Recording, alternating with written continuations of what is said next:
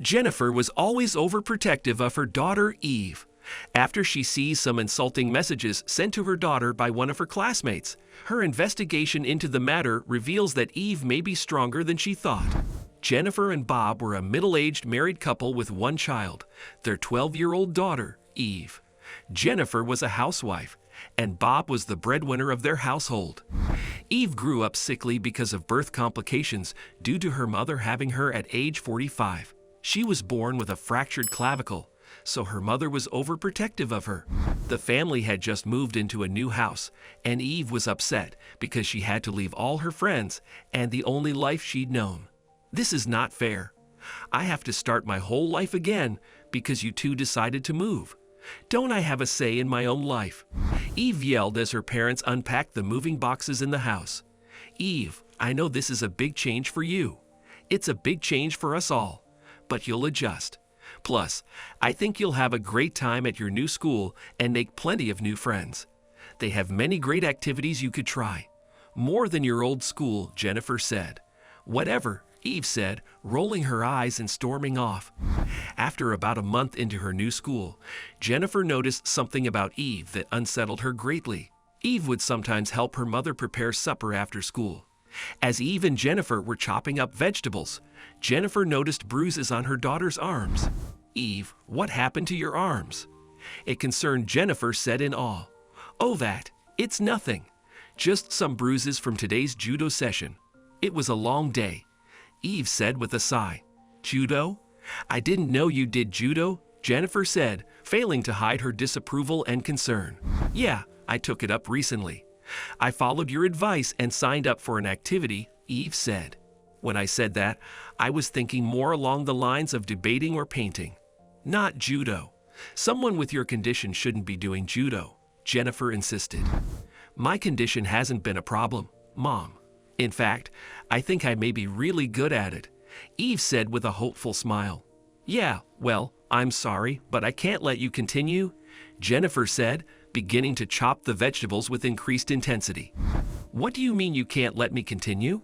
This was your advice, and now that I finally found something I like, you want to snatch it from me again like you did my old life?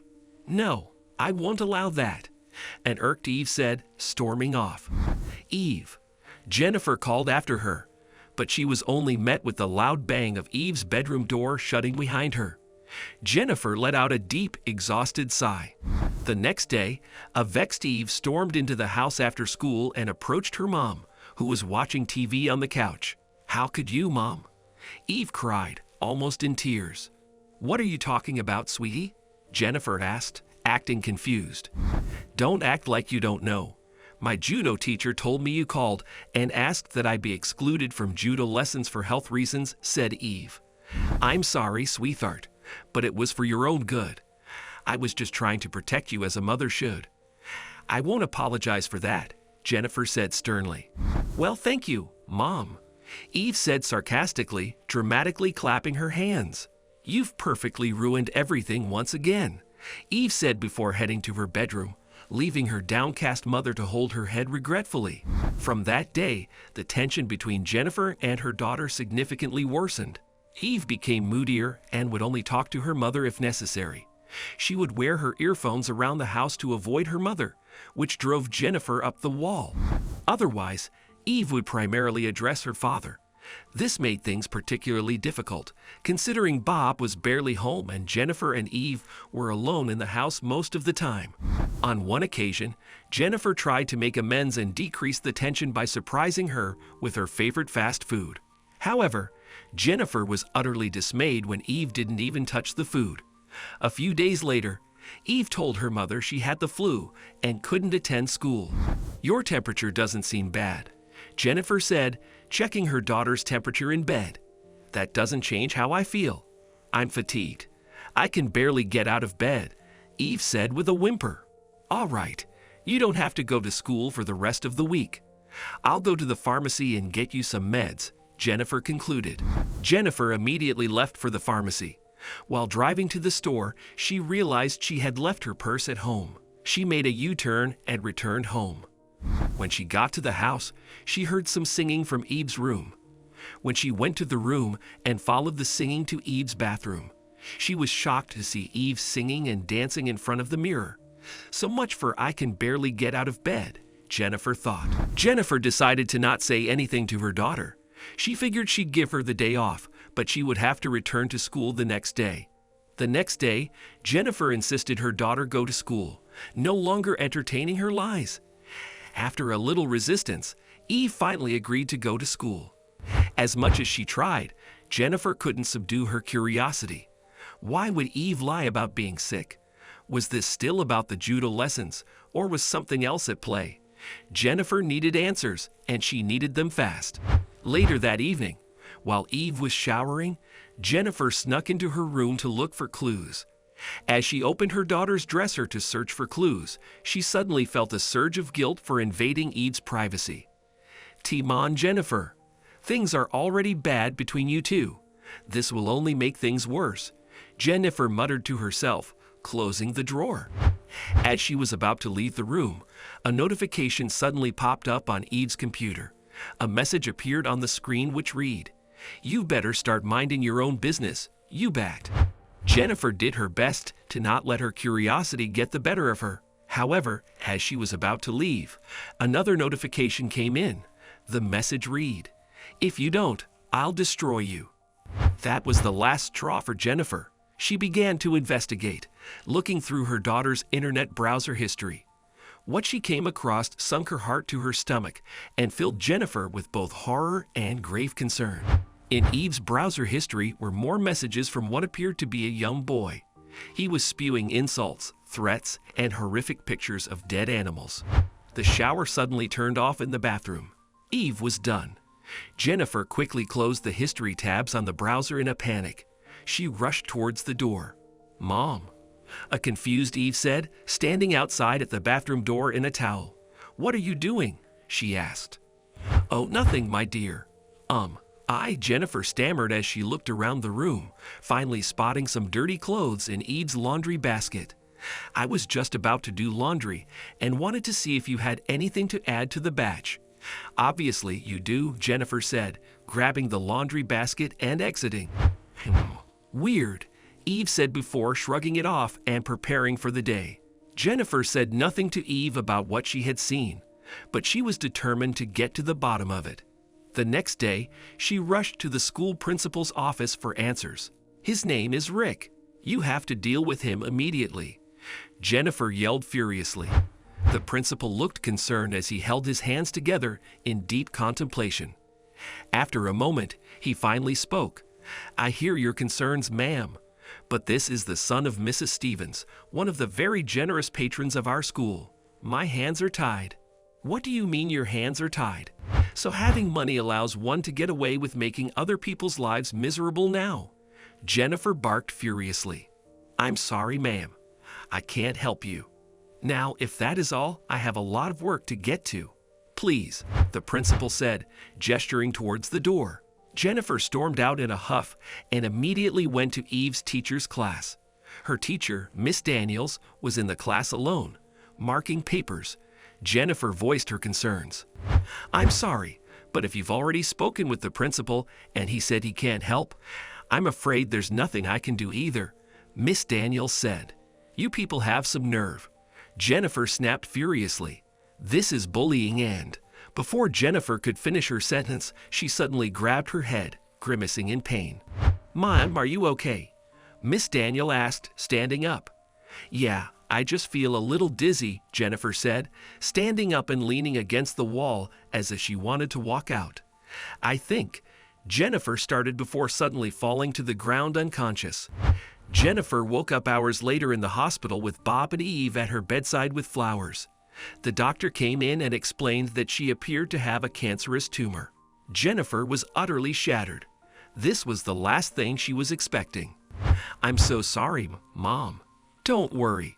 We are here for you," Eve said, hugging her mother in tears. "Thank you, my love," Jennifer replied. "I came with you in the ambulance from school. My teacher told me you had passed out during a meeting with her. What went wrong?" Eve asked. Sweetheart, I saw the horrible messages that a boy in your class was sending you on your computer. I went to your school to try and help you, Jennifer confessed. What's been going on? She added. Miss Daniels has been giving Rick grades he doesn't deserve because of his dad. So I started calling him out on it in class when I found out. He got mad and started harassing me. I tried to talk to the principal, and they took his side. That's why I didn't want to go to school anymore, Eve explained. I just couldn't stand what they were doing, she added. Oh, my brave little girl. You're amazing, you know that? Jennifer said in tears as she gently stroked Eve's hair. Don't worry. Once I'm better, I'll sort it out, she said, trying to sit up but almost falling as she grimaced in pain. No, Mom, Eve said, helping her back into a resting position. You need to focus on getting better. Don't worry about me. I know how to handle people like Rick. I learned from the best, Eve said with a warm smile. All right, my baby. I trust you, Jennifer said. The two embraced each other in a loving hug again. Later that day, Jennifer called Eve's judo sensei and told him she could attend classes again. Eve started her lessons again and gradually improved. Eve's sensei noticed her potential and encouraged her to enter a local tournament. Eve was nervous and hesitated initially, but eventually she agreed to try it. Jennifer stayed in the hospital for tests and mild treatment. Bob and Eve would visit her in the evenings. Eve updated her mother on everything about the upcoming tournament. Jennifer was proud of her. On the other hand, Bob was stressing over the money needed for treatment. In the little time Jennifer had spent in the hospital, they had already almost maxed out their money and were beginning to dip into their savings. Eve trained tirelessly for the tournament, spending hours after school in the dojo. When the tournament finally came, Eve's performance was impeccable. She won a trophy and was named the local champion in her weight class. While Jennifer was still in the hospital when the tournament occurred, Bob recorded Eve's fights for her so she could watch them later. Jennifer was in disbelief at how good her daughter was. She also noticed the confidence it brought out in her outside of the dojo. She was beyond proud of her little girl. While she still needed some major treatment, Jennifer's condition got better, and she was allowed to go back home until she could find her way forward with her treatment. Things were still financially tough for Jennifer and Bob. However, Jennifer was still set on getting justice for her child. She went to the police with screenshots of Eve and Rick's conversations and explained the whole debacle at school. The police detained Rick for a while, and he was eventually expelled but not arrested.